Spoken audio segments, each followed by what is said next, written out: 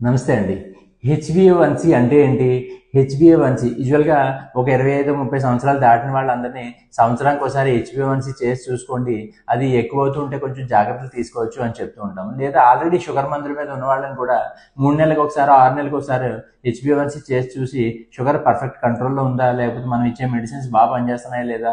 వాళ్ళు తీసుకుంటున్న diet perfect కంట్రోల్‌లో ఉన్నారా లేదా? ఇలా తెలుసుకోండి. అంటే హెచ్‌బీఏ1సి అనేది అంటే ఏంటి అసలు?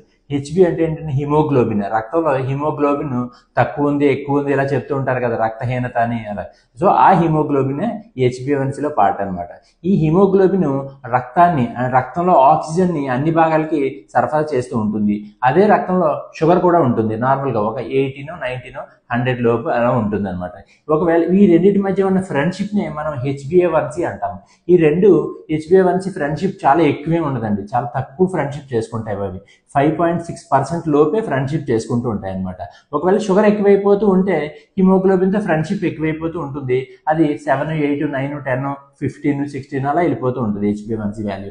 అందుకోసమే హెచ్బిఏ1సి వాల్యూ ఇంపార్టెంట్. అయితే హెచ్బిఏ1సికి ఎందుకు అంత ఇంపార్టెన్స్ ఇవ్వాలి అంటే, ఒకవేళ మీరు సంక్రాంతికి గారెలు బూర్లు తినేసారా, లేకపోతే క్రిస్మస్కి కేకులు తినేసారా, లేకపోతే రంజాన్కి హలీము బిర్యానీ గట్టిగా కుమ్మేశారా, లేకపోతే సాఫ్ట్వేర్ ఇంజనీర్లు late night ice cream cool డ్రింక్లు తాగేస్తున్నారా, ఇలాంటివన్నీ డాక్టర్కి తెలియదు కదండి. సో ఆయన ఎంత చెప్పినా కూడా మీరు మధ్య మధ్యలో ఇవి చేస్తుంటారు.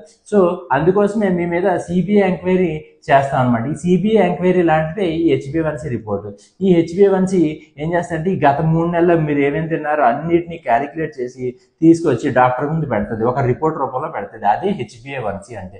సో హెచ్బిఏ1సి 5.6% లోపు ఉంటే షుగర్ లేనట్టే. ఆల్రెడీ మందుల మీద ఉన్నప్పుడు కూడా ఒక 7% లోపు ఉంటే జాగ్రత్తలు తీసుకొచ్చి సరిపోతుంది అనమాట. హెచ్బిఏ1సి ఎంత బాగుంటే మీ కళ్ళు, కిడ్నీలు, గుండె, బ్రెయిన్, రక్తం, కాళ్ళలో ఉన్న నరాలు అన్నీ బాగుంటాయి. హ్యాపీగా ఉండొచ్చు. Thank you.